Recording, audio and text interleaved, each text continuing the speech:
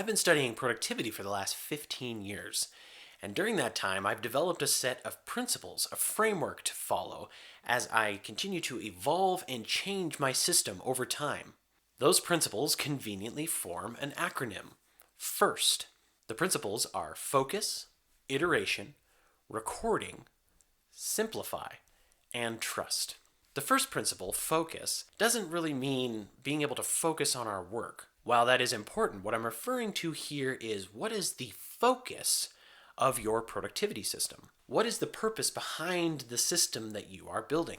Knowing why you're building your system will help you to design it so that it can be perfectly tailored to what your goal is, to what the purpose of your system is. For example, since I started doing videos on YouTube, I needed to create a system that allowed me to be able to keep track of what videos I was filming, what topics, and the schedule at which I was releasing them. The system for building a YouTube channel is going to look different than maybe somebody who's building a system to keep track of classes in college. You can see how understanding the purpose behind what it is that you're doing helps you to be able to then be informed about what tools, what processes, what things you need in your system in order to be able to make it useful and efficient.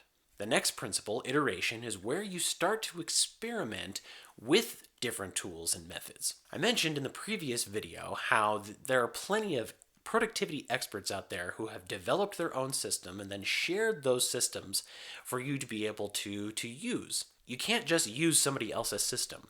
You have to go through the experience of building it yourself. However, you can get ideas from those systems. I usually recommend taking somebody's system and trying it out exactly as they prescribed so that you understand how the system works. Then, once you get that understanding, you can start to see the parts of the system that maybe don't fit the way that you like to work. For example, when I first started using the bullet journal system, I did it exactly as Ryder Carroll, the creator of the bullet journal system, I did it exactly as he prescribed.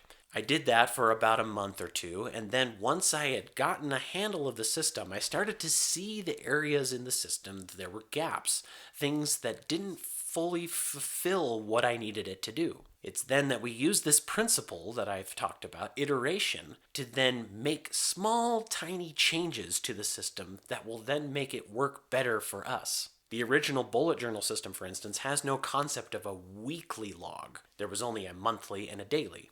So a weekly log is what I created for myself to be able to fill in that gap. The next principle, recording, has all to do with getting stuff out of your head and down onto either paper or a digital system.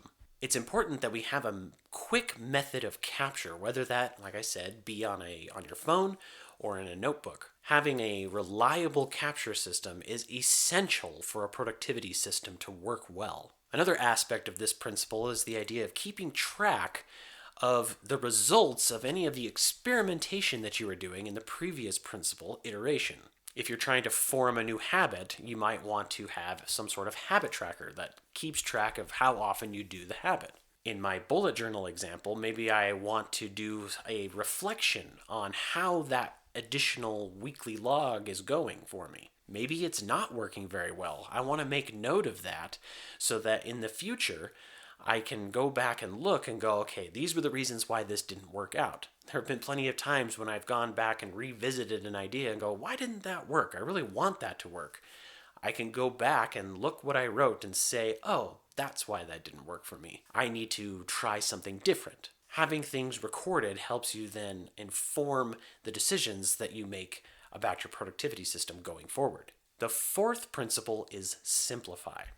After you've been experimenting and building up your system over time, it can get kind of complicated and maybe a little bit unwieldy. It's important to then take a look at your system and decide, are there things in my system that I don't really need? Are there things that I think I need or that I really like that are actually blocking me from making progress? Maybe there's an app that you're using that you absolutely love and you've kind of shoehorned it into your system, but you don't actually need it. This can be hard to let go of, but it's important that you keep your system as simple as possible. The more complex your system is, the less likely you are to use it, and the less likely it is to be useful to you. The last principle is trust.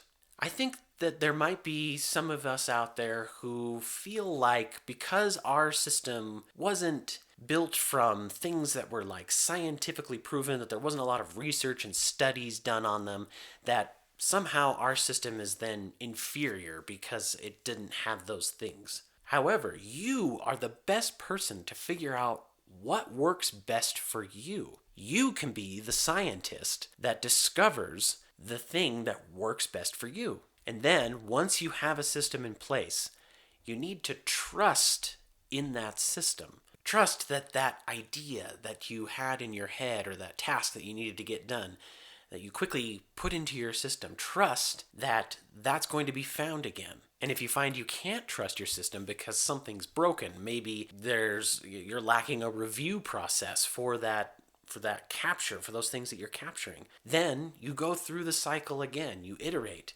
You create a review process that allows you to be able to take that idea that you captured and move it through. You are perfectly capable of coming up with a system of productivity that works and is tailored specifically to you.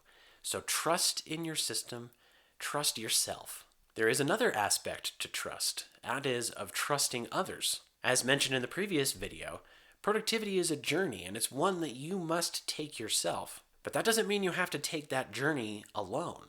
In the next video, I'll show you how meeting a couple of other productivity enthusiasts is what really helped me to get my productivity system to a place where it transformed my life. In the meantime, please share with me your questions about the productivity journey. I would love to answer them. Thank you so much for watching, and I will see you in the next one.